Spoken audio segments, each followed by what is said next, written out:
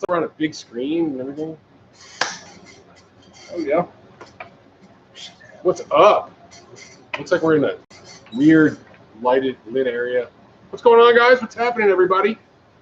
Let's move the camera. Yeah. Sorry, we had a customer stay late, and now we are scrambling to kind of get this thing set up.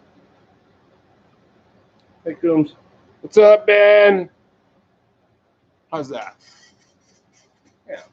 Looks like we're in somebody's basement.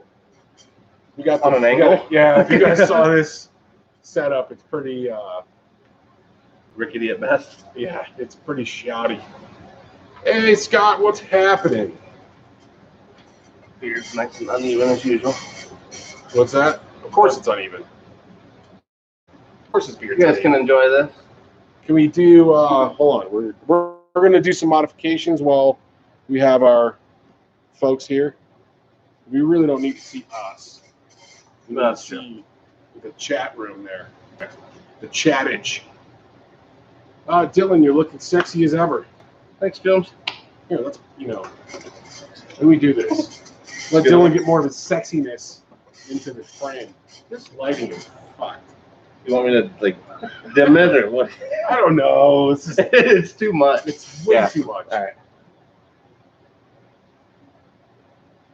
So how you doing, Mr. Coombs? How are things? And Mr. Scott, how are you? Mr. Scott, I'm giving it all I can, Captain. That's a stat. That's better. A little bit lower. Or yeah, we can't move that stuff around. This one's at like 5%. So all right. Yeah. We got like the bass background. Hey, Brian, what's up, man? Brian's got an FU shirt on the way. I saw that. I thought that was you. So, congratulations. You should have it today, maybe tomorrow. What's happening? Hey, Nick. You want to pop your head? Get in on this? Come on, Nick. You want to get on this live stream? Live hot action. Yeah. Look, we got tens of people. Yeah. We don't even have that much. Do we have a count? Where's their account? Isn't there a count on here? Oh, it's probably down there. I don't know. We can't see shit. Brad Miller, what's what our moderators are for, right? Right.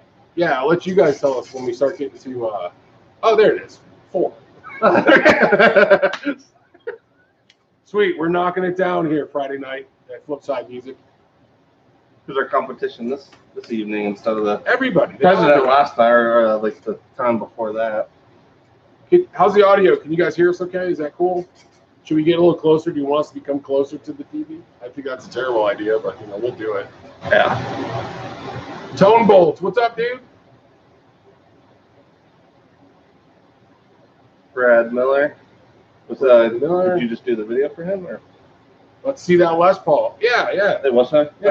Okay. Yeah. Hang on, Brad. Yeah.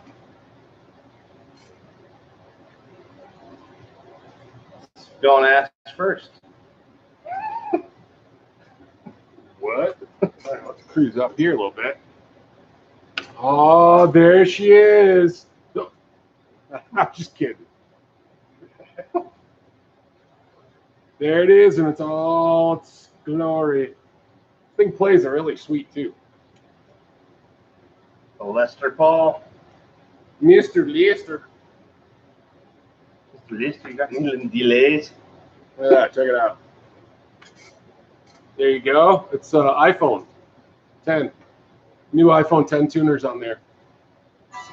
That may have been a misrepresentation. iPod shuffle technology. Right. Zoom technology on the back of this.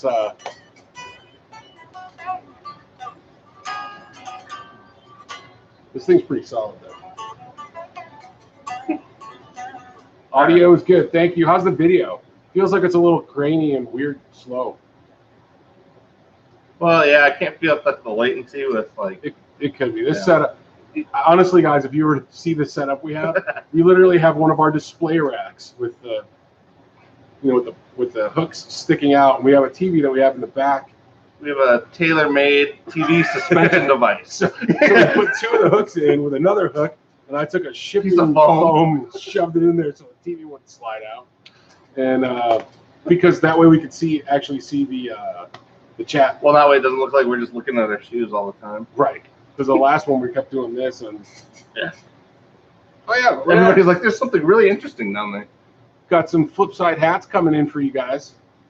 For anybody that would like to sport When are the rest of them coming? when they're done. Mr. Bjorn. Right. What's up, Rick? Hey, Mr. Hefner. Yeah, Brad, the pics don't do it justice. I tried to catch it on that video I sent, but it's kind of hard to see it. In person, it's pretty awesome. It's subtle, but in person, it really does pop more. Yeah. And it's a nice player, too. I mean, the action's great. Comfortable. It sounds good. We get really good at like dipping and dodging. Like, Yeah. Hey, look at this doing. Hey, what's going on here, guy? Hey, how you doing, man? Look at this thing.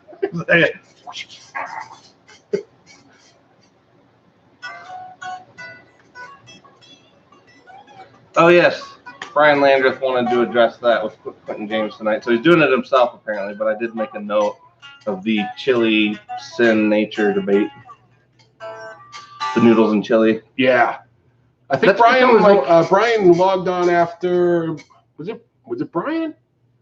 Or maybe it was Brad. Somebody kind of logged on, then they subscribed to us and then watched a few of our videos, and then they were like, yeah, you guys are awesome. Well, that was part of it, but Or he had them something. pretty good. Or something like Yeah. that. It could have The been usual thing. Right, yeah. You guys are handsome and awesome and eloquent and things such like that. Verbose. Verbose. Whatever that means. I think I say that every time you use it. I know. It's funny because you're like the definition of the word verbose. Handsome, right? You're very you're a good talker. Boisterous. Yeah. All right, Ben Coombs. Where is Quentin James? He's Actually, probably trying to yeah, find a light bulb. You see Quentin James? Fucker's in the dark all the time. He is, yeah. All the time. He's like a cave guy. Well, it always looks like he's in the corner of something too. Like somebody backed him into the corner of a very dark room. Yeah. Maybe he's being held against his will this whole time and we didn't know it. Human traffic. It wouldn't be human. That's why he has the same shirt on all the time. It would be. I think with Quentin, it would be human traffic jam. Yeah. So he's just stuck in the same spot all the time. Yeah. He's not moving. He anywhere. just keeps like bumping into the wall. He's being held against his will by a rowdy group of parrots. What do they call a bunch of parrots? Does anybody know? That's a good question. Because it's not like what is it, like a murder of crows or whatever. Yeah. That's the coolest one. Right. What do they call that? Anybody know? We had one guy that popped right in and popped right out. Well, fuck you, man. I mean, thanks for pop. We appreciate your hanging out. Parodi? Pierogies. That's like a No, Parodi. RJB. I think that's Pavarotti. Parati. I think he's suggesting that that's the word for a group of parrots. That can't be. Could be. A congregation of parrots. It could be. Sounds very Italian. Ooh, Virginia. Ooh, Must be Italian. Ben, I don't know that I can get you a hat in time for now. Well, I might. Let me ask. I'll talk to dude, because our guy that does that. This is like the prototype. So the guy that's doing their embroidery is just at the end of our building. So I'll talk to Bjorn. Bjorn. I keep getting him mixed up with the Viking guy. Well, no, that is his name. Like, it's the same name. Well, but It's Andrew just calls him pronouncing. Bjorn. Yeah, that's just a American pronunciation versus. Oh, I don't know. I think he's from Iowa, but whatever. They're settled by Scandinavians. Iowa, throughout history, we know, but to be Scandinavians. Well, Vikings only. RJB says little yes. portions of things. So it must be. Okay, well, he's right. Okay. Hey, Matt. Calling us jabroni. Ben's like he's texting Quentin because he's probably asleep. Oh, yeah. I'm jumping back and forth between here and Sean Pierce. A flock of parrots is really Pierce boring, though. Johnson. There should be a better word than flock. Hey, Texas Toasty. Yeah. What's going on, man? Mr. Freedom. Yeah. He's got a new 9 to 5. watching Ellen. He's got a new old 9 to 5. Yeah, we hate to pull you away from watching Ellen. So I know you've kind of I got. thought he was more of a Springer guy. He might be still there. He might be. Maybe. Dr. Phil. Oh, well, cool. Hey, Chris. Hey, Chris. Oh, Mrs. Texas Toast. Hey, Mrs. Texas Toast. Cool. So, do we have a? Let's see. Plug the paw into the twin with a nasty pedal. Twins are like all the way over there. Over there. Yeah. Let's just all pretend. I can hear it in my mind's ear. No, fuck no. Especially after this morning. Yeah, Dylan has a thing. You can't come in the shop and play Sweet Child of Mine, especially the slow, like, instructional version. I just got it. The I just got it version of it. Yeah. So. Blink, blink, blink, blink. Yeah. You don't want to hear it at full speed, let alone at half speed. I appreciated the earplugs, though. Yeah, it was funny. A guy came in and was playing it earlier, and I just walked up to the front, grabbed a set of earplugs, and walked over to Dylan and gave him. Because my solution was just blasting metal until I couldn't hear it anymore. Right. And I figured that wasn't productive for the store. I feel like everybody enjoyed it. Texas Toast says, "Who's going to Summer NAMM?" I think Ben is going to Summer NAMM. I'm not. I have toasters are too. Yeah, I want to go. Well, I was trying to see if we could get an RV and drive down there in the RV. Maybe we'll do that next year. Maybe we'll go redneck. Well, yeah, there's a lot of stuff kind of piling up this summer. Yeah, unfortunately. So hopefully next summer will be a little. Plus, less. I got a show on the 18th, so I can't do that because I'm going to be dazzling the tens of people that'll be at that show too. Well, like I said, you had that couple doing the goofy white person dance. Oh, that's so great. It's pretty cool. You don't inspire many people to do that. I like to call level that of goofy dance. I like to call that the Mustang Sally dance. Yeah, it's usually exactly. Yeah. Gun. Well, just a lot of like flailing and yeah. Dude, I got a video of some of these people that were at a blues jam once. It's the best stuff. It was so good. I had to put it. I had to do it. I'll put it in a video somewhere. But Island Water, as they say down this way, thumbs up. Looks like we had Tumult through in a question. We do have questions from last week we'll get to, but we were just getting the introductions out of the way. So let's go Tone Bolts. Yeah. 3 P90s and a Bixby. Did anybody ever use one on an album or in a concert? 3 P90s and a Bixby guitar.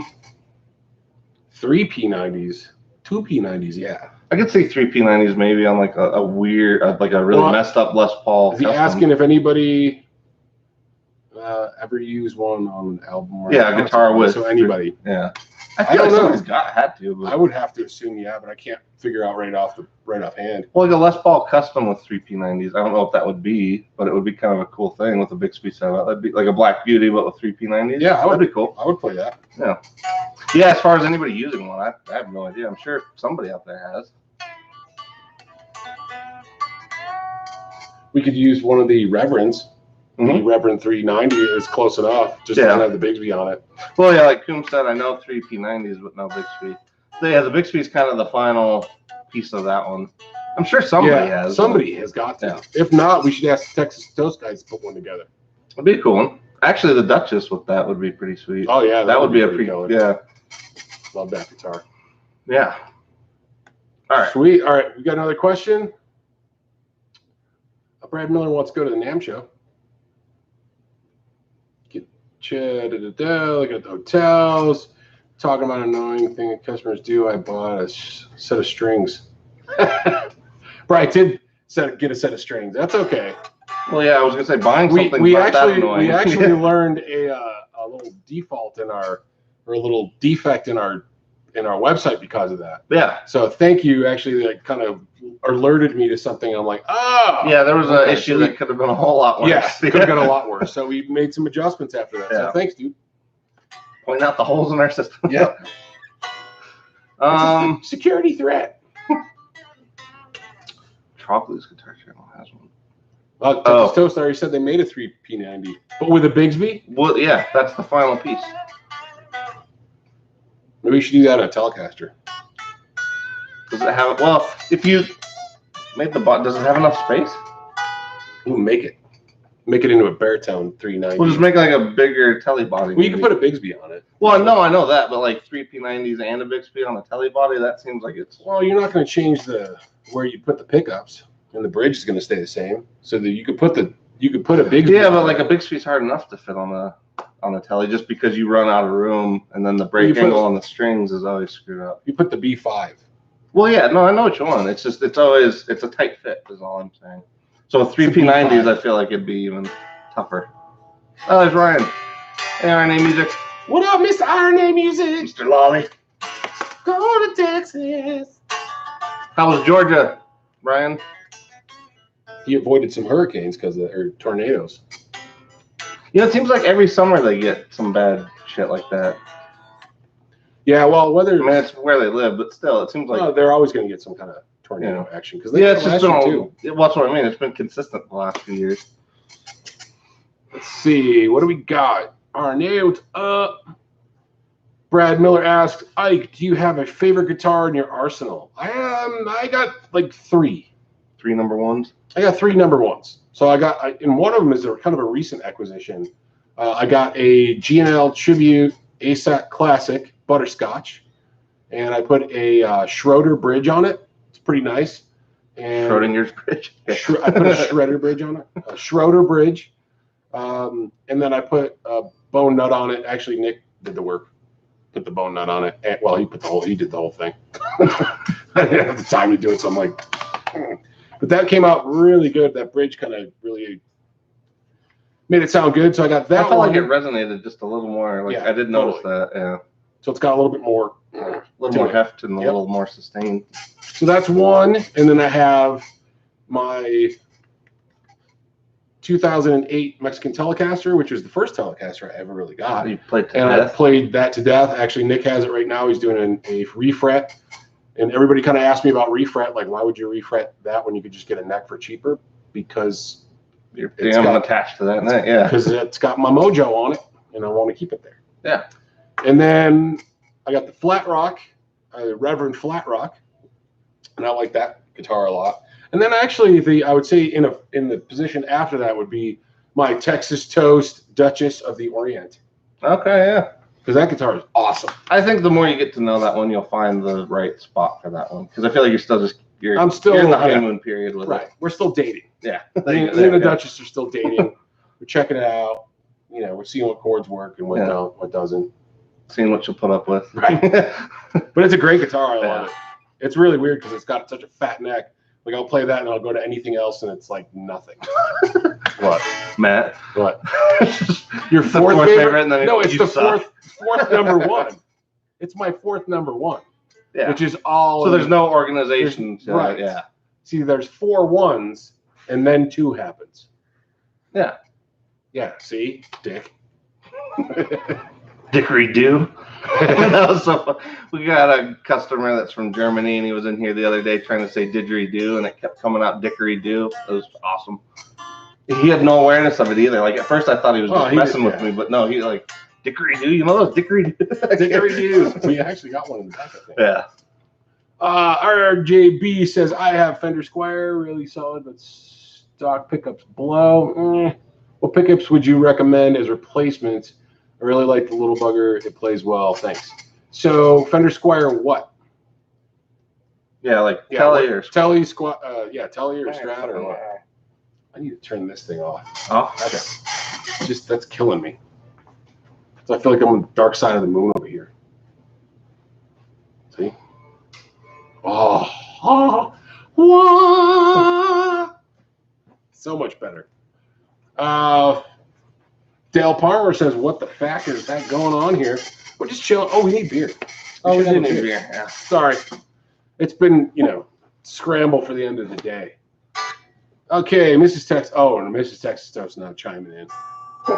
He said right after Reverend. Listen, now it's an episode of Law and Order over here. Yeah, they're grilling. I got 4 ones and then 2. That's how it's working. Except for Jenny Beer. This segment has been brought to you by Genesee Beer. The oldest distillery, or not distillery, oldest brewery in New York State, 1878. giving people beer farts since 1878. Squeaky beer farts. Right. Salud. Cheers. Very good. Skull. That's good. So RJB says a Strat. So it kind of depends on what you want to go for. I mean, what is it? The 5762 set from Fender is actually a good set. Yeah, and is that the set that they're going for? Like, I know that they have the Pride of Texas thing, but isn't that the other set that's going for the Stevie thing? It's kind of going for a little bit of a hotter tone, but it's not going the Texas Twisted Texas, or whatever that shit is they call it. Another good set is the SSL ones. That's another good set for the I think those are made by Duncan. So that's another good set. You know, they're going to cost you a couple bucks, but you're looking at 3 pickups, so you're kind of already ready to drop that coin. But those are 2 good sets that I know that I personally heard, and I really like the tone out of them. And usually Strats leave me a little bit. Yeah, I mean, Strats to me, they're fine. Like if you have a humbucker in the bridge, it's the bridge that's always the weak link for me. Yeah, like a bridge single coil on the Strat is pretty much useless to me unless you're just playing like the darkest setup ever. Yeah, or if you can get a set of used pickups out of a G&L S500. Yes, that's the one. I would get those because those sound killer. Like the G&L pickups are pretty badass. If the mahogany balances out the brightness on that one, it could. Yeah, it could. All right.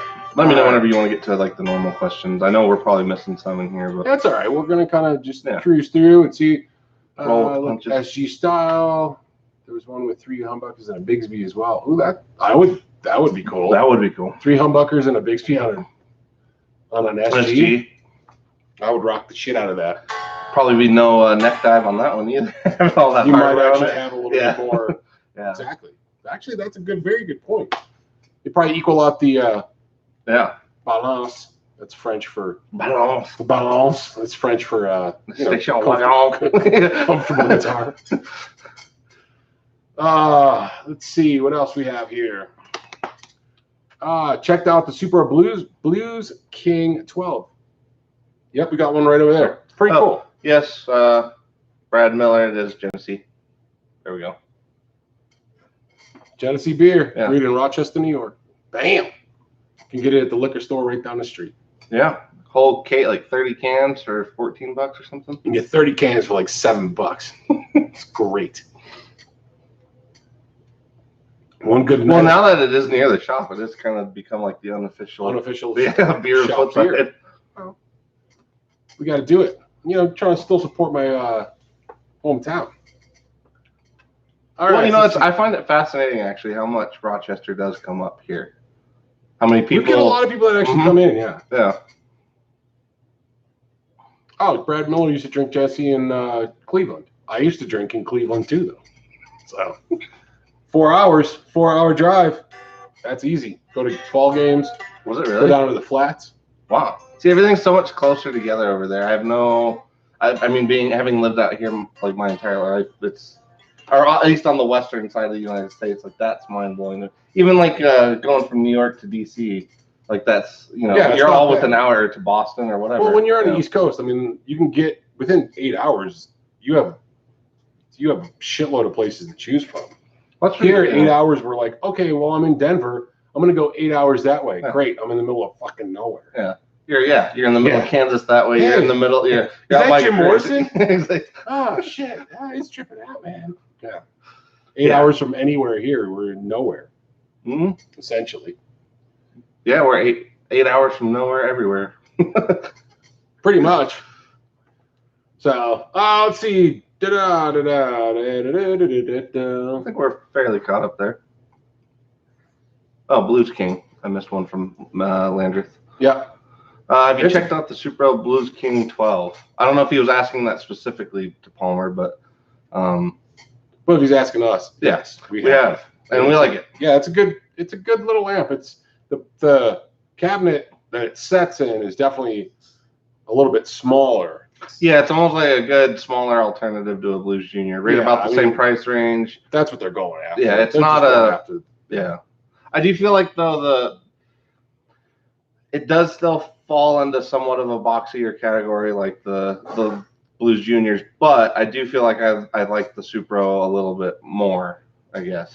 Well, I think that's because it's got a kind of a gain channel on there too. You can That's kind of more. You can get a little bit more grit out of it, whereas the Blues Junior, you got to coax it out of it a little bit more, and usually that means. Well, and I feel like it can't always handle it. Like the Blues Junior, I feel like it's kind of fluffy. Yeah, but that's where you got to change the speaker. Right. So like my Blues Junior's got I got the Cannabis Rex in there, and that keeps that nice and tight. Tight. Keeps the low end tight. Yeah, that one's definitely a good one, especially a good alternative to the Blues Junior. Speaker size, I think 12-inch on that guy. Mm-hmm. And actually, of the Supros, I really actually like all the 210 models. So like the Tremverb and the Keeley, like all the 210 guys. Those are actually way more pedal friendly than I thought for being a small. Like so, if you needed a good small amp, that was a pedal platform. That one's a great amp. The Tremverb's an awesome little amp. Yeah. Well, number one, that's easy to transport. It's not very, it's pretty compact, but it's also loud. But it sounds nice. Well, it's like a well-rounded amp, and I would pick that up. Takes fuzz pedals like a champ. That's actually one of the main amps I use to like demo some of the fuzzes, just because it holds up well. Because a lot of the lower wattage guys, like honestly, some of the fuzzes don't. It's like they push them too hard or something. I don't know what it is, but something in the low end just isn't right. Too much fuzziness.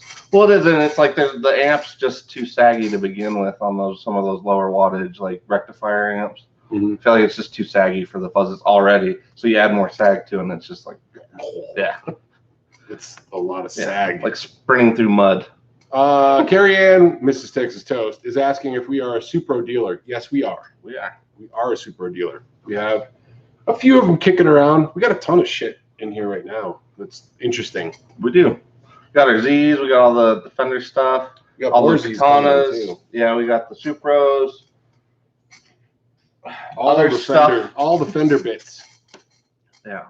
All the Fender bits. And the Tivoli bits too. Yeah, we got all sorts of stuff kicking around. What size speaker? 12-inch speaker on the Blues King. Got here? Later, man. That's a good point. You don't want to, Brian? You don't want to pop in, man? Yeah, shit. Oh, okay. Right. I'll see you later, dude. That is a good point, Brian. That once you break in the 12, it's not as boxy. That is a good point. Right, and that's the thing that amp doesn't have a lot of. It doesn't have a lot of time on it, so. That's one thing we actually have a really hard time in the shop. Is like convincing people that you want a broken-in speaker. Like a lot of people, like, I don't know where this whole like I don't want it touched or viewed or anything by human hands thing happened, but that's another one that I don't get. Like speakers broken in always sound better. I agree. Well, I mean, but that's that's just like the guy that came in, played all the Strats, found the one he liked, and then bought it online like a dick. Came in, dirtied up our shit. Nick changed his mind. Come on, Nick. Let's get a still for you, man. So, and then the guy comes in, and then tells us he ordered it online. I'm like, what the hell, man? Why would you do that? Especially if you found the guitar that you actually liked. Well, yeah, and like you know that you like that specific one. Like, why not get the one that you became attached to while playing it? It's like that's. Well, because the next guitar right in the same production line could be a dog, Yeah. So, I don't know. I guess I don't get that, because we actually get that question relatively often. Well, I don't know one that's like on the shelf or that's not been touched by anybody. Well, sadly, all this stuff is made by humans, so that's And it's not like we're sending out stuff that's all scuffed up. I mean, the stuff is in perfect shape. It's just so it was on a wall for a week. Right. Well, that's the thing too. I think a lot of people apply like issues or conceptions they have about other big stores, even to the little guys. Because it's like we don't have stuff here long enough usually for it to get messed up. Like we get one in, we move it out, we get another one in. It's not like we just have one messed up, beat to shit demo model and we just stick with that. Right here, I'm going to send you that. Well, but what we do is, the thing is that if we do have a guitar that maybe sitting around for a bit.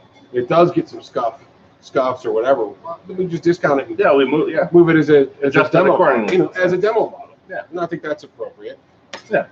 Actually, I I never had a problem buying a demo unit or a used guitar. Like I've always bought. I mean, most of my stuff has been used guitars. Well, honestly, Most if they're of it. too nice and too new to me, it's not that it's intimidating, but then I'm always worried about it. And it's like if you do have a guitar that already is worn in or has a ding, you're not going to be like babying it the same way. Because at the end of the day, it's really just a tool. Right. And it's like a lot of people, I think, forget about that. They somehow want because it's like nobody goes to like mechanics. I don't feel like go to each other's shop and admire each other's wrenches and shit. It's like it's not the same. Like, you know what I mean? Maybe they might. I don't know. Hey, but I just feel like this guy's sockets over here. how shiny they are. Look at the size of his sockets over there. I bet you he could turn a lot of nuts with that socket set. Yeah. You better get the ratchet. The ratcheting sockets. But yeah, it's so I always feel like it's kind of a weird thing. Like, because to me, a guitar. Hey, Bob, how you doing? Let me see your tools. Exactly. Let me Take a game then. let me grab your wrench there. Um. Hold on. When are we doing those videos we talked about? Whenever you want to do it, let's do it. You got a little bit more time now, so we can make some. Be flexible. Monday can work. Wednesdays can work. The flip toe should be non-reverse Firebird with 3 P90s. Jesus Christ. He's really pushing that one. I know. Killing me. All right, and you stop and get a Dr. Pepper shake. Oh. Dr. Pepper shake's a thing? You can make a Dr. Well, that wouldn't be. Well, it's root beer, right? Ish. Well, Dr. Pepper is root beer-ish. It's like it's like spicy Coke. He's an unsanctioned doctor. He's What kind of fucking doctor are you? Chachi. Dr. Pepper. Dr. Pepper. Oh. You're spicy. It's like, what is it, 13 herbs and spices, or is that KFC? It's more than 13, I believe. 23? 23. It's 23. No, isn't that Baskin Robbins? 22 flavors? 31. I don't That's know. close. I don't know. Come down to basket fried chicken. Oh, Ryan got it. Oh, it was 32 flavors. 23 flavors. All right. Since he's in Texas, I feel like I can rely on his answer. So Dale makes a good point. As a smaller store, you can't have a ton of inventory. From what I hear, Guitar Center stores mainly want to sell what is on the floor. Well, Yes. isn't that okay? Yes. Okay. To a point, isn't that Yes. everybody though? But I mean, as a small store, I definitely want to have. Here's the thing: we got a shit ton of pedals. So I mean, we're probably upwards of almost 800 or so now. Yeah. The thing is, what we have noticed is that when you have the stuff and you can sell it, you sell it. So having inventory is not a bad thing. Not always. You want to reduce that inventory kind of closer to the end of the year because of tax purposes. But we definitely want to have stuff available for people to try and ultimately buy, because I think with guitar players, it's a weird thing. Like if you walk into a store and they got like 7 guitars, you're like, this place blows. I'm not coming back. All right.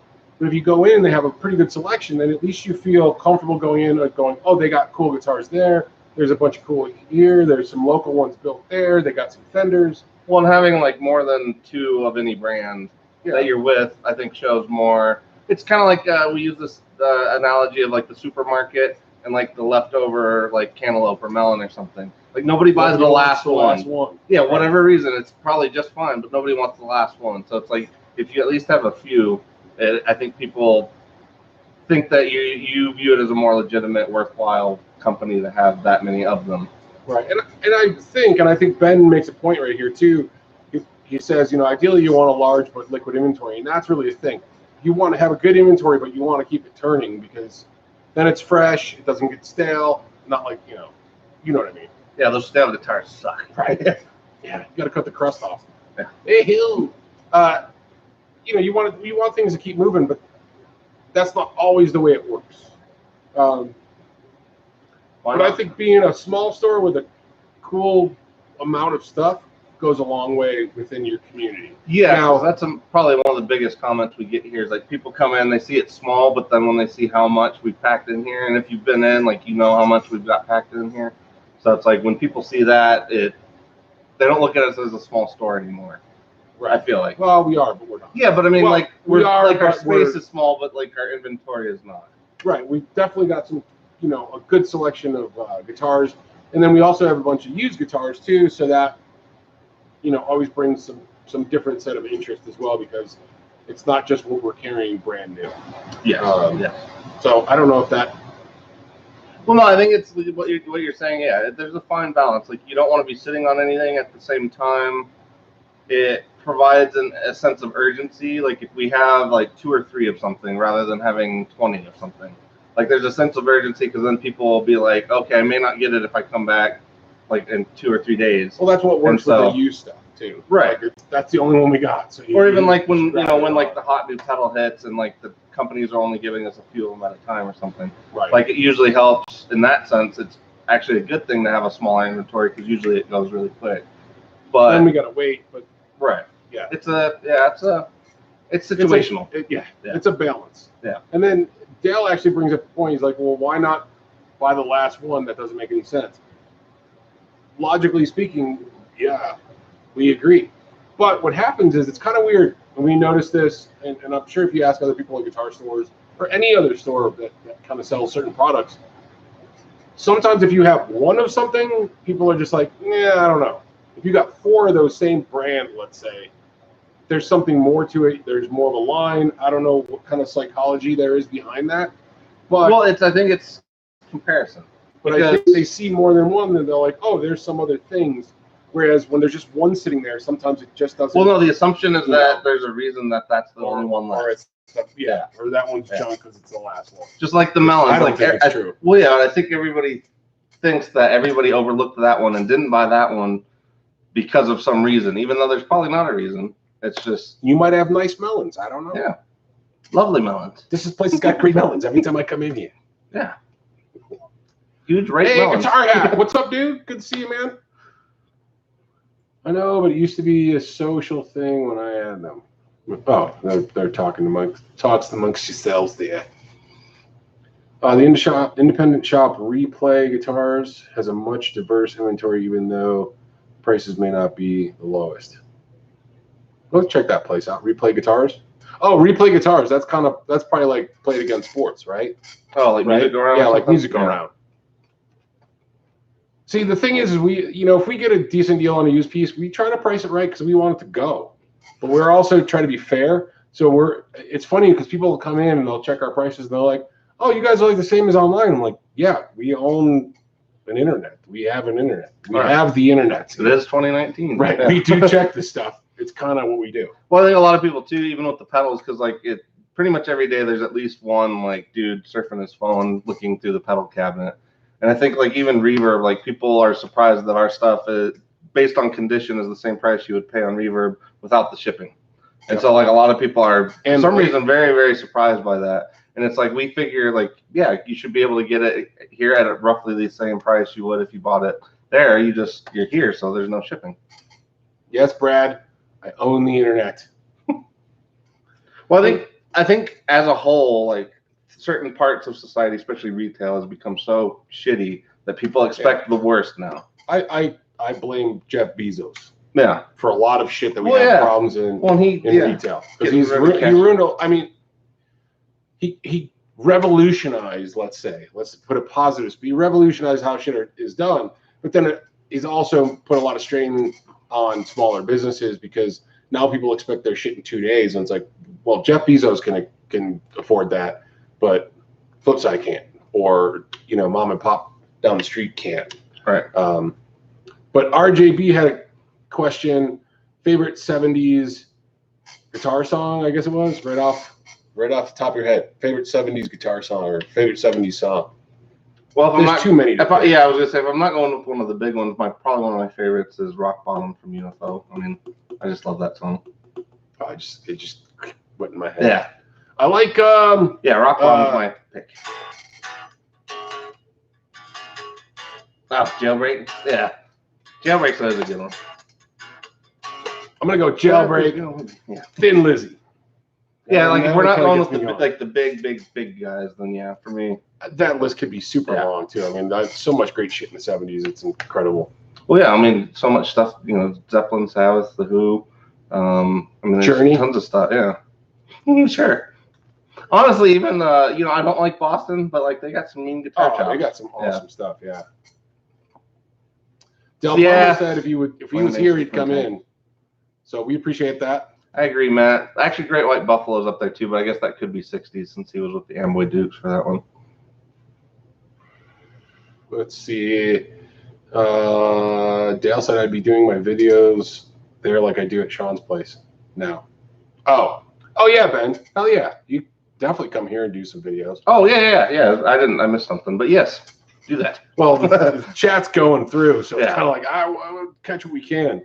Yeah, no, I mean no, it'd be cool to have Ben down here doing that. Hey, somebody's making Dr. Pepper floats. You better bring us some. I like mine with a double shot of whiskey in it, please. That'll melt the ice cream though. Okay. All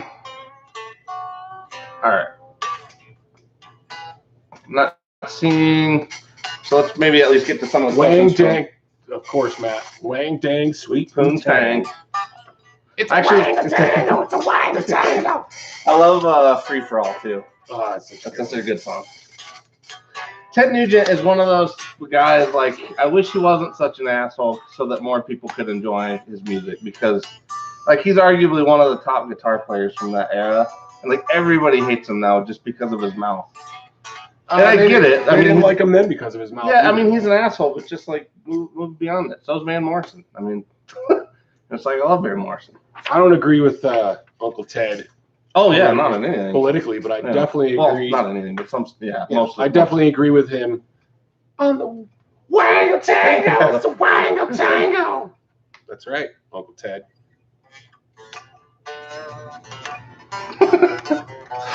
Matt, I like how the jailbreak is going to be somewhere in this town. It's pretty obvious where the jailbreak is going to be. Yeah, because I can't imagine in that town there was that many prisons. All right. Let's hit a question from last week, just so we don't, because it looks like we're already almost an hour in. Oh shit, really? Yeah. So let's. Time flies when you're. Since Mr. Coombs was our first viewer today, he'll get first question. Okay. Says, hey, it's my preferred American retailers. Great answers to my question. Says, question for next week is, in a band setting, do you prefer to have a second guitar player in the band, or be the only guitarist in the band? Well, currently the band I'm in is 2 guitar players. So this is the first band I've ever played in. 3? Well, James. Well, there's 3, but James. I like how you very rhythmy. You know, but James, you know, he's doing his thing. Yeah. He's there, but it's he's doing more. Me and Will are kind of holding it down. Yeah, and he's kind of filling in some spots. Yeah. So, I don't mind the 2 guitar player situation. I think harmonies are always cool. Because if you could do that, pull the harmonies in, and also, like, if you happen to, you know, or kind of flubble up a little bit or lose your space. Hopefully, you're not losing your space at the same time as the other person, and it kind of works together. And it's nice for solos, because then you got a nice strong rhythm section and behind you with the guitars, everything happens. So I kind of like it. Well, I was convinced too on one, especially in, I guess, more of a metal context. The harmonies, obviously, like Maiden. I mean, I feel like Maiden, Metallica, like the whole dual guitar thing is always awesome. But what band? Oh, I saw Danava, which is kind of, they're almost like a modern, like, punky Maiden. And they were at the Gothic, and like the main guitar player broke his string, but luckily the other guitar player is just as good as he is, and so he was able to just like pop right in and like. He was able to jump in on the solo and finish it. And like you barely even noticed anything happen. Oh, wow. And so it was like, that was when I was like, damn, like if you actually had another dude with you that could match you note for note, like, you'd be golden. You'll never fuck up. Yeah. Yeah. Hey, hold on one second. So Guitar Hack, this is a 2015 Les Paul Classic. It's got 2-volume, master tone, and a 1.21 gigawatt boost. 1.21 gigawatt, which is available at any corner grocery store in 1986. Yeah, as soon as we get that time machine working again. Right. We'll go get another one. Yeah. We got to get a new Mr. Fusion. All right. Quentin James, who's apparently sleeping. Yeah. Mr. James. He says, "Hey kids, my main guitar is a made in Mexico Fender HSS Strat, and he says he really loves the neck, but he wants to know what the radius is, and he wants us to explain basically what a radius is. Since I can't use the F. So he's what? He wants to know what the radius is on his made in Mexico Strat. That's one, and then two, he wants to know what a radius is. If we can explain that. Okay. So made in Mexico Strat is most likely a 9.5. Yeah, I mean, I'm sure there's off years where it's like 12 and a half or. But I have a Fender Special Run 12. Telecaster that is a 12. Right, so that's what I meant, sorry. But usually it's about 9.5. Yeah, I guess I thought that was the standard, but I thought depending on the year and era, it might be a 12. And the models too, though, they'll switch those up. Sometimes it'll be 10 or 12. You know, that one we got in here, that one we got is, I think that's like 12. It's a pretty flat radio. Well, I think some of the main Japan ones I've run across have been 12. But yeah, I think generally rule of thumb with those is 9.5. Yeah. If not for a standard tele made in Mexico or Strat. Yeah. In terms of explaining what radius is, so let me explain radius. Yeah, so you like your hand gestures. I do because I got to do this. Because I can say the same thing in the same way and people won't get it. But okay. As soon as you do this, they get it. So right. I know. So radius is basically the curvature of your fingerboard. Okay. Yeah. So if you're looking at it, continue making a circle. Yes. If you're looking at it, okay, this is a terrible example. So let's just say you had a pencil right here with a string, and you just drew a circle. That's your radius. If you went larger to 14, it would be essentially be flatter. Because the curvature is wider, so it would be flatter. A tighter radius would be much more curved. So if you're doing like a vintage Fender that's like 7 1/4, it's pretty tight, and you can feel it. So you got to make your adjustments accordingly on your saddle and stuff like that. As you go, and that becomes longer, and you have your circle, it flattens out. So a 9.5 is a little bit flatter. You go 12, it's a little bit flatter. Yeah, because you go to a 16. The circle itself is getting bigger, and the fretboard is only a fragment of that circle. So the bigger the circle it is, the wider, the flatter the radius is. Right. So 16 would be pretty flat, or you could go straight flat, like the infinite. What is that? Infinite radius. The infinite radius, or whatever they call it over at Texas Toast. Yeah. Which is actually pretty cool. It was actually. Yeah, it didn't throw me as much as I was expecting it to. I think Chris even thought that like it was going to mess people up a little more than. Well, it looked weird. It did. Yeah. It actually looked weirder than it felt. In terms of like it was fairly noticeable that it was flat, but it didn't feel that weird. No, and it was comfortable to play. So that's pretty much what radius is. It's just you got to kind of think of it as a circle, but you're only having the part of the circle that you're getting is this part. You know. Yeah. If you continued that curvature. If you continued that curvature around this. Hopefully, I hope that. Yeah, no, and actually, I think Matt did a video not too long ago where he was explaining like how they do the fret wire for specific radius necks, and so he actually showed like taking the fret wire and making that size of a circle. Kind of pre-bending it. Yeah, you bend it into that size of a circle, and then you're cutting it to length, and that's how they do it. And to me, like that was a very easy and straightforward and practical way of seeing how the radius applies. I just do the circle. Yes. It makes sense to me. Yeah, it was just kind of cool seeing in a building process that like that's the approach is to, bend the fret wire ahead of time. Well, because I guess I just assumed that, So you could take that. So let's just take that concept. If you took fret wire and put it in a circle, in a 9.5-inch circle, right, and just snipped it. That's what I'm saying. Around, yeah. That would be it. Yeah, and that's exactly what Matt showed in one of his videos. Like, isn't Matt a smarty pants? Yeah, but it was like, to me, it was a cool way to see it without him having to be like, here's what a radius is. It was just like, this is what it made more sense if you already kind of knew, but seeing it in a practical building sense, I guess, was a better perspective. Very cool. Yeah. All right. Let's see. No conical radius, guitar neck. What do you know about Les Paul's brass? Not sure about that. The treble boost. Brad's a little apprehensive about the brass nut. I don't think it does diddly squat to the tone. Personally, I think this thing sounds warm and awesome. As far as the boost, it's cool. It's cool. Mm-hmm. It definitely. I mean, I think it's a practical use of this, and it's in a switch form, so you can just kind of kick it in and go. I like it. Yeah. I don't like you got to put a battery in it, but yeah, that's okay. It's still not the worst thing. Right. It's still fine. Somebody asked about the tuners. Yeah, it's got that thing in it. Yeah. It's got the iPhone. Everybody's 10. Favorite thing to throw away. The iPhone. It's got a zoom in there, so Zune. Is that the Chipson version?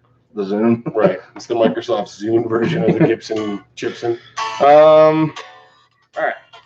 Colin James. He had a follow-up comment. He said a Motorhead cover band called The Road Tool would be awesome, and I agree. That would be a sweet one. Second part, he had a question for us. Was when it comes to musical instruments and gear, do you think that made in the USA means as much as it used to? There's two ways to go. Yeah, that's a tough call. I feel like certain people, it certainly means a lot. It does. And to me, like, I guess it depends on what it is. Like the pedals and stuff. I don't know why, but parts somehow are being sourced somewhere else. And that's why I'm trying to figure out. If we're talking about guitars, it's a different story. Does that mean, does it mean anything more that it's USA made? I mean, I like the fact that it's USA made. It's made here, and we're supporting, our fellow Americans. I think that's a pretty cool thing. Does it mean as much as on build quality? I think that's going to be. Well, I don't think there's any. Yes, because I don't think there's any reason anyone anywhere can't make something just as good as somebody else. Well, I agree. It's just a matter of the craftsmanship. Right. That's kind of where I was going. Yeah. Because you can't. I know people like to go, oh, China. They had junk in China. Man, they built a wall you can see from space. So you can't tell me that there ain't nobody in that country that's not can't build some shit. Come on.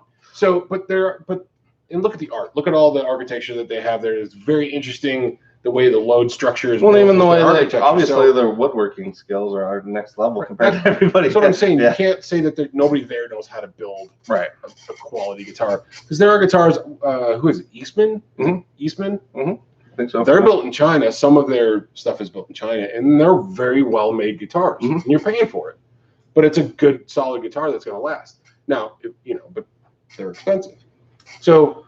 Yeah, and I would say that's actually where kind of the rest of it enters. It doesn't mean like made in USA probably used to mean quite a bit because there was not as much international competition. So the best of the best was here for a long time, and it's like that's why there's a reason like English guitar and European guitar players played nothing but American guitars for the longest time, and it's like they had the amps down pat obviously, and we had the guitar I think as time has gone on, there's more competition, so you don't get as much of a difference as there used to be from spot to spot. And even like Canada, they have a ton of stuff now. And even to me, like I guess the Made in USA stuff, like smaller builders is more what enters my brain now when people say that stuff. Like people like Matt that are doing like small business, like 2-3 man, operations, and they're hand making each one. And like I guess that's a level of detail that you can appreciate because you get to see it. Whereas like part of it, you can. Right. Sometimes you can afford it, sometimes you can't, depending on how people structure their businesses. Right. But, there's quality guitars that are coming from all over. I mean, Reverend makes great guitars. They're built in a small factory in Korea. It's not World Musical Instruments. It's a smaller company, and I think it's the same company that does like Duesenberg and stuff like that. So higher end stuff. But those are really quality built, very quality built instruments. And I would put those up against anything. Now, we've talked about this before with like the diminishing returns. Past a certain level, I mean, it's nominal how much more or better it's getting. Well, that's what I was trying to tell you. The dude that was in here before we started the show tonight, was that like the USA GNLs versus like the Made in Indonesia ones. Like the Made in Indonesia ones, be totally gig worthy, everyday gig worthy guitars. But like if you're really committed to that guitar and you like if 15%, 10% somewhere in there, if that much more of an increase in quality is worth that dollar amount to you, like that's a personal thing. But it doesn't mean that one is like drastically shittier than the other one. I agree. I'm playing a tribute. Right. I'm playing a tribute ASAC Classic. And it's a great guitar. It's a great guitar. It's fine. I'm happy as piss with that guitar. Yeah. Now I could have spent $1,000 more on it. Right. And only gotten so much better. And how much better? Right. I was going to get the same hardware. Right. I was going to get the same pickups, wiring. I was going to get the same pickups. I'm just getting American wood. And an American. Yeah. American. But yeah, I feel like the diminishing returns is more in the fact that you might only get like a guitar it's hard to even put a number on it, but it's only slightly better. It's just, is that slightly better worth that price amount to you, that dollar increase to you? Right. And some of that could be, no, don't get me wrong. I think, the higher end, at a certain level, there's certainly a noticeable difference.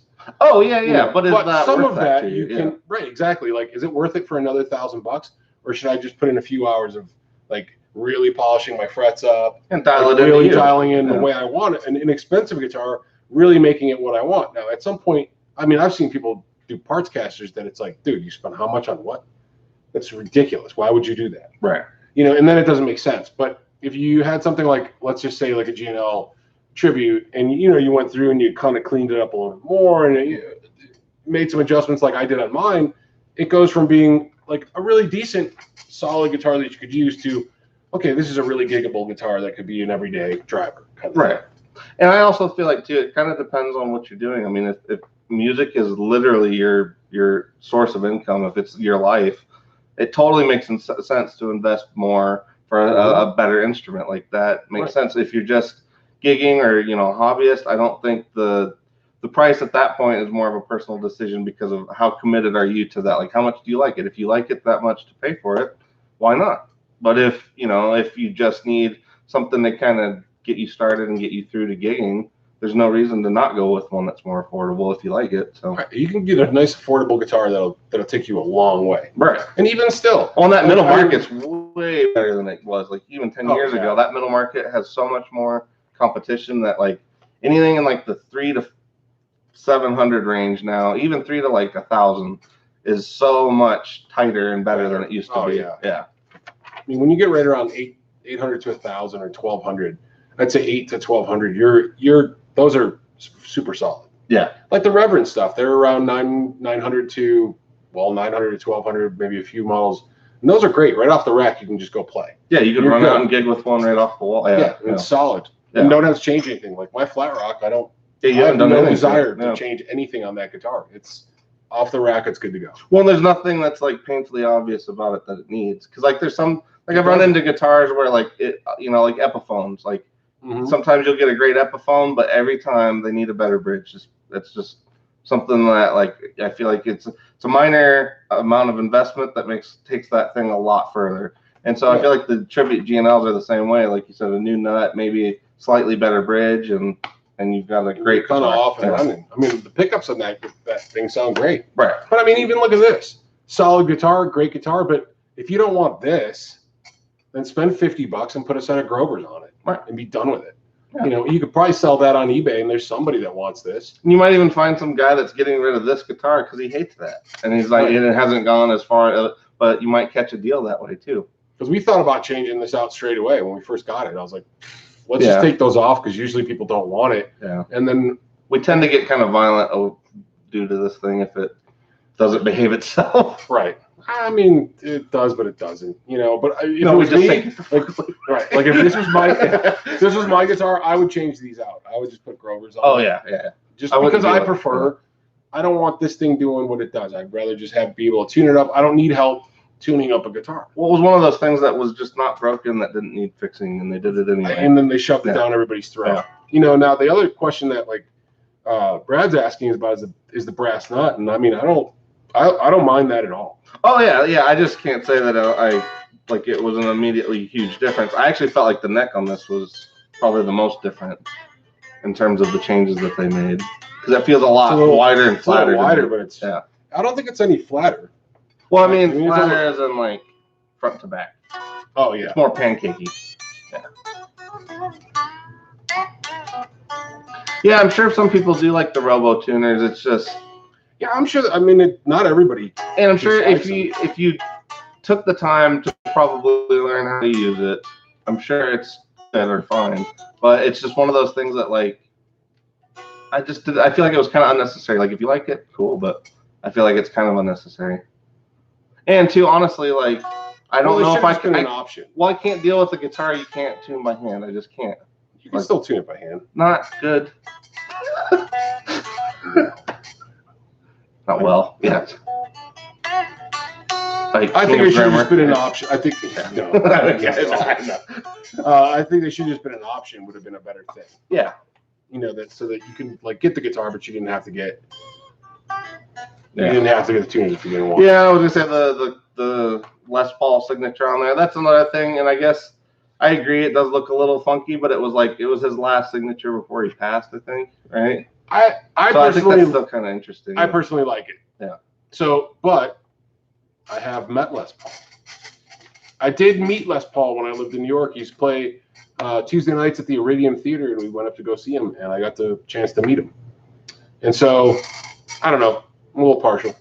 Yeah. Even though I don't play Les Pauls, I met the guy, and he was really super nice dude, and I don't really mind it. I think it's a nice little thing. Mm-hmm. Yeah, I don't mind it at all. And it's one of those things too, like the Les Pauls and SGs. I think we're all just so used to seeing them a certain way, and the classic way is the way we're used to seeing them. So it's one of those things like between that, the nut, the signature, like all those things end up kind of messing with what people's idea of a Les Paul is. You know what I mean? Right. All right. Well, to me, this is not a classic Les Paul because of the switch. Mm-hmm. But to me, I love it. I think this thing is badass. Mm-hmm. And I'm really not a big Les Paul guy. But I prefer this burst. Like that to me is sexy. I love the boost knob because you know me, I don't like 4 knobs in the first fucking place. So I don't know. For me, I just like this look way better.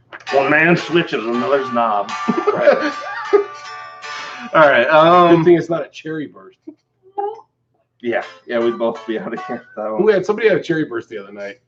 Was that you, Guitar Hack? Or was that? I don't know. Somebody on the live stream the other night, had a. I was like, oh man, no, not a cherry burst. I don't know if that was Guitar Hack or if that was the other guy, but I can't do it. All right, before I forget, everybody, we got a couple questions left. I don't know how long you were hoping to go tonight. We'll go a little while longer, then we'll get out of here. Mayhem, that's it. Mayhem had it, yeah. Okay. Bob Oliver says, "Do you remember Ice Water Mansion?" And there's no context, so I'm hoping that makes sense to you. Anybody know what Ice Water Mansion is? I would like to know because I'm curious. It's like, is that like another word for like the Fortress of Solitude from Superman? Ice Water Mansion. All I envision is like an ice sculpture with somebody pouring whiskey. That's where you would go. Oh yeah.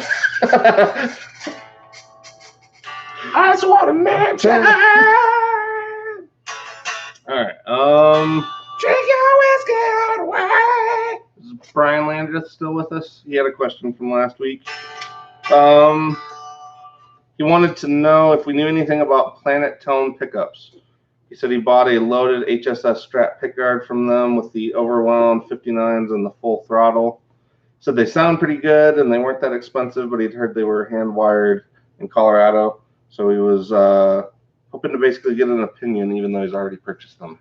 I have not heard, and we didn't do any research. No, I can't say I'm familiar. But we should check those guys out. Yeah, especially if he's local, yeah.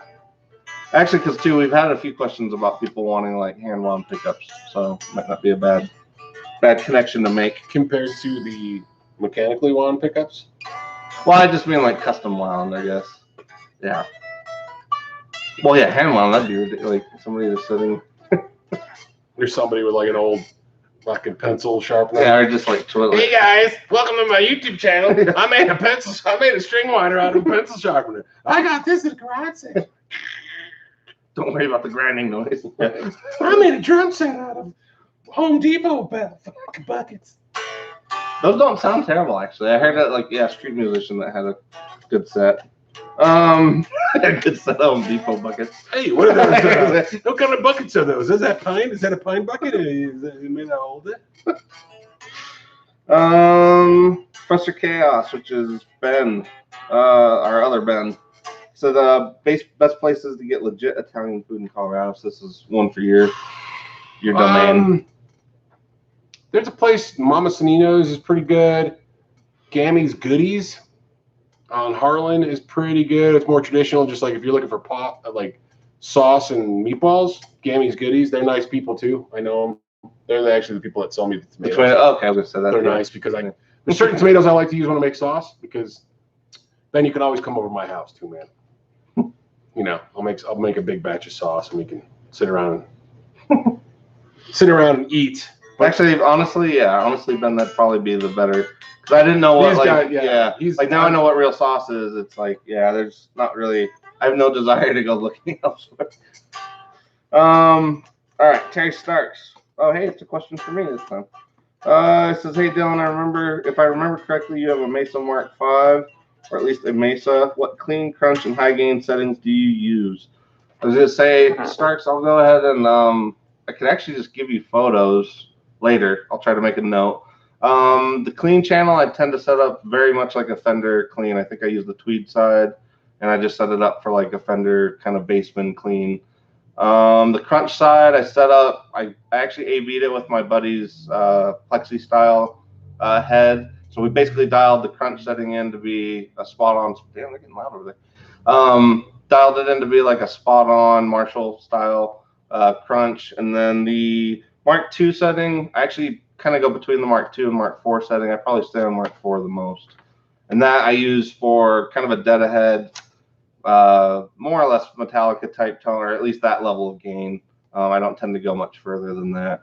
But I live predominantly on the crunch channel with the Naga. Like that's my sweet spot on crunchy nuggets. Yeah, the crunchy nuggets. God, crunchy nuggets. Yeah, bro. Get your crunchy nuggets, man. But the Naga Viper. Brad Miller's taking off. Okay. See you later, Brad. Thanks for popping in. Let me know, dude. This here could be yours. But yeah, Starks, I'll try to even could message us on Facebook if I forget, but I'll try to get you photos of my settings if you want them, because I actually don't mind seeing what other people's settings are too. It's always a thing, like with Mesa people. All right, last question from Camp Buzzo. Any relation to King Buzzo? I bought my strap from Buzzo's Music. In New York. Oh, that's okay. Yeah, your like D strap. My only strap. Yeah. The only strap. Yeah. So Camp Buzzo wants to know what would be on our fly rigs. So say you're flying off to play a gig and you're backline and you have no idea what amp you'll be playing through. What do you take? So I don't know what I'm playing through. You don't know. And see that this is tough. I guess I would hope at least a minimum there'd be a clean amp. Well, that's what I would have to assume. Yeah. So I would probably, I don't use a lot of pedals. So my fly rig would be a tuner, a wah pedal. Basically what I have 7 drives. 7 drives and maybe, okay.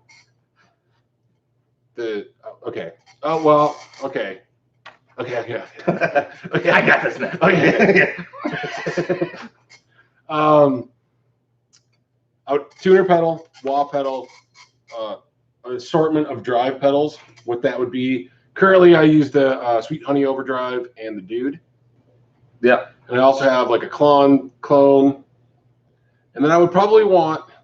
Yeah, that one's pretty awesome. I would probably want a reverb delay combo if I got one that was sounding good, or a reverb and delay. Yeah. And because I wouldn't know what the amp is that I'm playing, and if it's dry, I'd like to. Yes. Wetting it up a little bit. Yeah. With some verb and some. I'm honestly not that dissimilar, really. In delay. That's what I would do. I'm not too dissimilar to that. I mean, for me, it would probably be tuner, wah, my Naga, because that's kind of my mainstay one. Yeah. So Naga Viper. I really do love the G4 from Rev lately. That's kind of been my most recent one, and I've been having fun with that. Yeah, and especially if I was on a clean amp, at least I know for sure that You're that one. get some. Yeah, I'm gonna get some real. Yeah, and to me, actually, that pedal is great. If anybody ever wants something that's like navigating this weird spot right between Mesa and Marshall, it's like it has flavors of both in there, and that one's probably been my favorite one for like if you're just on a dead clean amp and you gotta make do with that. Then after that, I mean, I love phasers, so I'd probably have a phaser, my Mr. Echo delay, and then a good reverb. And that would be all I would need. Yeah, Mr. Echo's a nice. I gotta grab. There's so many pedals I just want to grab, and I'm like, I don't need all of these. I don't. Yeah. Well, I love the Mr. Echo. I mean, it's just, it's a little different to you. It's basically like having like the Echoplex delay and the preamp in one package, and that's why I really love it. Because even the boost on that. Biggest, fattest boost like ever. I don't know what they did on that thing, but the boost on it is ridiculous. Maybe I gotta steal that for a show. Yeah, because it's like even if you just ran it as a boost, it's an amazing pedal. Even if you didn't use the delay. I was thinking about actually trying to build. I got that. I got a B&H cabinet, vintage cabinet. So I was actually thinking about putting the Dr. Z speaker in the B&H, and then using maybe do you saw that Baroni Lab power amp?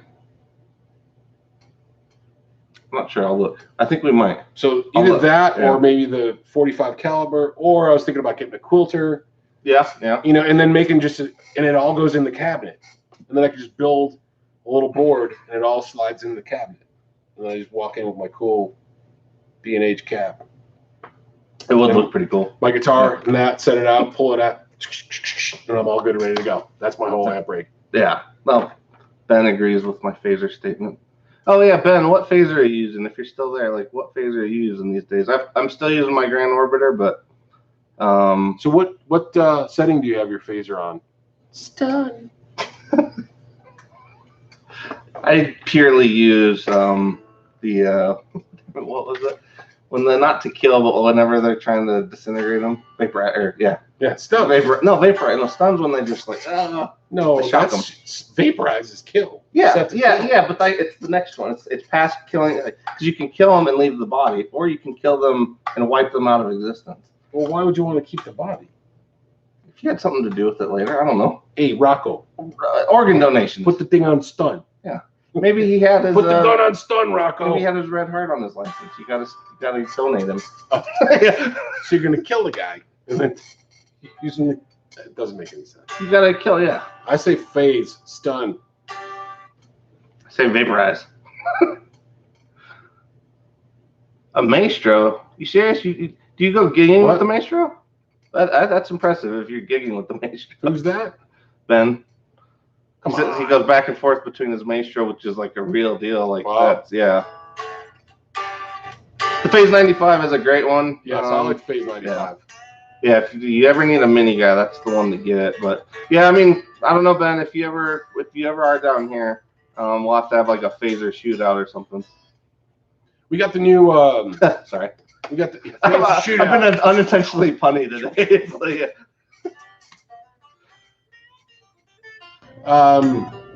New carbon copy minis just came in. Oh yeah. I might put one of those on the board. You might have to R&D that one soon. I might have to.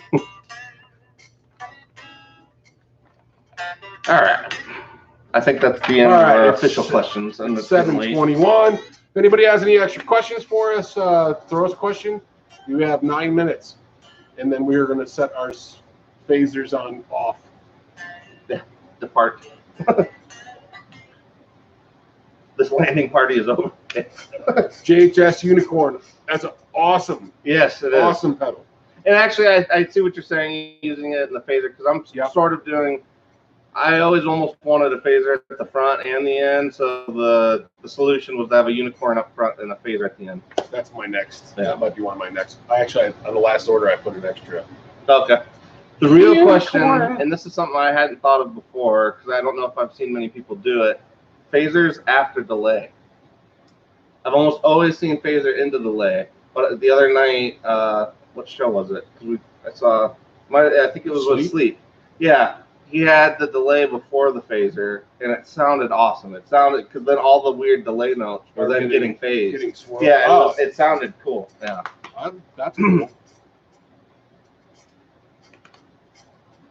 Oh, I guess we missed one from Ryan. 8 pounds of salt and 8 boxes of baking soda.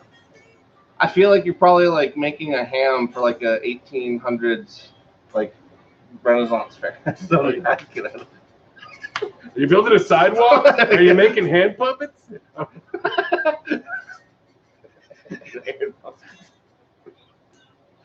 Oh shit! What would Ryan be doing with that much salt and baking soda?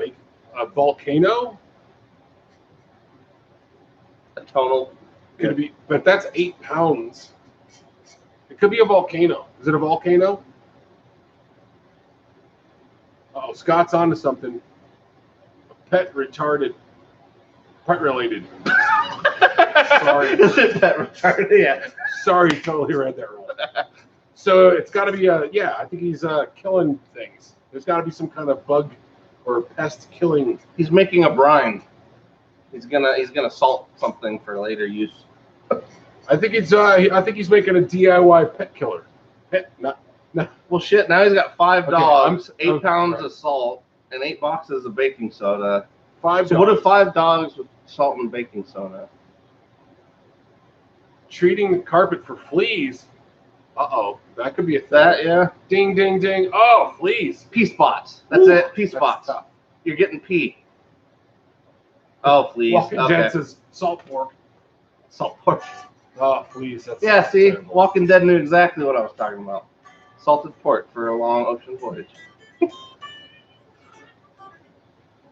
Okay, Ryan, sorry about the fleas. Black Death of fleas. Oh, sorry, dude. Oh, you know, somebody died of the Black Death actually in Colorado like a week ago. It was like the first case. They went, they used some kind of water like up in the mountains, apparently, like still water. They used it and didn't filter it or anything. Foolish. Yeah. But yeah, apparently you can still get the bubonic plague in Colorado if you try hard enough. In 2019. Yeah, if you really try it. If you really make some bad, if you really make yourself some bad choices, you could still die by bubonic plague. I mean, I'm not making light of the person that's dying. But yeah, but I mean, that's one of those things where like Mother Nature asserted its dominance once again. It's like the Darwin Award thing. Exactly. Yeah. Well, I remember watching like one of those episodes of something like that. It was like Strange Ways to Die or something. And so like these dipshit stoner kids were out, like they had a camcorder and they're filming them each other, and they were grabbing like plants and just smoking them. So like random plants that were around, they'd grab it and they'd stuff it in a bowl and they'd smoke it to try to get high or whatever. So they're off like in the woods somewhere, and apparently they grabbed this something, put it in the bowl. They both fucking, and all of a sudden, it basically what happened is once they smoked it, it made their throat swell, and they both died. Wow. And it's all on camera because they were filming each other smoking, but they're total stoners. Way to go, yeah. And then all of a sudden, both of them dead. Damn. Well, I mean, it's like kind of a dumbass move, man. Yeah. I don't know. I think it's it's back the way things used to be, back when people just died for doing dumb shit. Yeah. And everybody else just let it happen.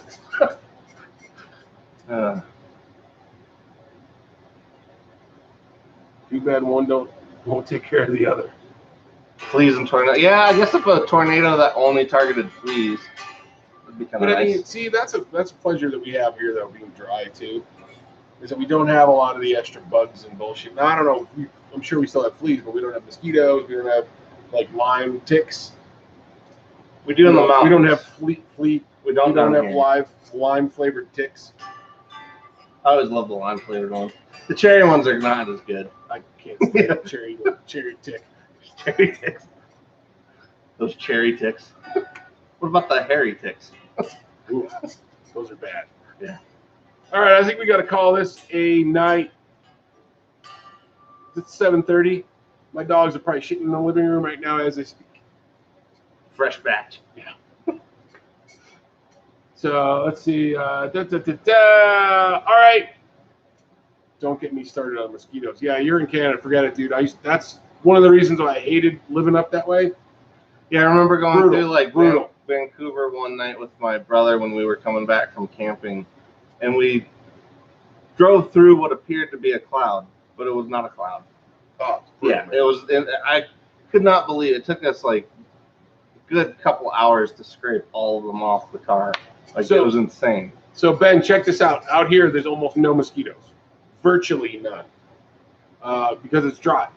Well, and we're at an elevation too. So right here, yeah, because up in the mountains, like up by Leadville, we do actually have a bad problem. But yeah, down here, that's different. I ain't talking about Leadville. Yeah. They got their own. They got to deal with their own shit. But out here, Denver. So at home, and I'm sure where you are, as soon as the sun goes down, you're going to get bit. You got to spray yourself with like pesticides. Yeah, Arkansas was great. Like you'd walk out to get the mail and you'd get like 13 bites. Right, you'd swarm. Yeah. Out here, the sun goes down and nothing happens. You could sit outside drinking a beer. It gets cool, and you don't get bit. Once in a while you might. For the most part, you could sit outside and enjoy yourself. But even too, like if you're outside, most people just have like those like candles, or even if there's a light breeze, like it's enough that if there are any, they're gone. So it's not usually an issue. Yep. Back home, at dusk, forget it. You couldn't be outside. Couldn't be outside. No, everybody was that way. You'd get chewed to pieces if you just like went out after the wrong time. Yeah. At home, you'd have the Italian patio, the Italian outside patio, which was the garage converted, and they put chairs and shit in the garage, and then have a screen door. Oh, over most the of the garage? houses where I grew up have a screen. There's a screen on the garage. Wow. On the garage. I don't know if I've been anywhere that did that. That's pretty interesting. Because that way you could sit. That way you could sit in the garage and still hang around and enjoy being kind of outside without getting killed with the mosquitoes. Yeah. Terry G. Hey, Terry, what's up, dude? Hey, Terry. I have awoken, he says. Colorado flies are too high to care about biting you. Yeah. Like, later, man. Hey, man. This is terrible, man. This guy is terrible. See, Ben Coombs knows garages with screens. Or screen porches. Yeah, the screen porches, like Arkansas, every porch down there is like that. But I hadn't seen the garage thing before. That's a new one to me. But then again, like, is New York, are you talking like individual houses with the garage, or is it like where everybody's all together? No, individual houses. Okay. All right, it's 7:30. It's Friday night. We got beer to drink, things to do, people to see, I guess. Yeah. Dogs to take let out to the bathroom. Yeah. Yeah. So we're gonna catch you guys. Where are we gonna catch them? On the other side of Flip. On the flip side. That's right. See you guys later. Everybody have a good night tonight. Stay safe. And Ben Coombs says, open all your doors and let people go by. Yeah, that's his thing. Be careful on your drive home from your desk. Yeah, that's his platform. That's Ben's platform. Open everybody's doors up and just walk in. So that's the Canadian way. Do as Ben says. Open all your doors and let people walk in. So I'll see you guys later. Catch you guys on the flip side. You gotta hit the button. All right, we gotta murderize it. Murderize that button. Come on, mouse. I totally killed the exit. Yeah, we're still on. Come on. It's still not done. And scene.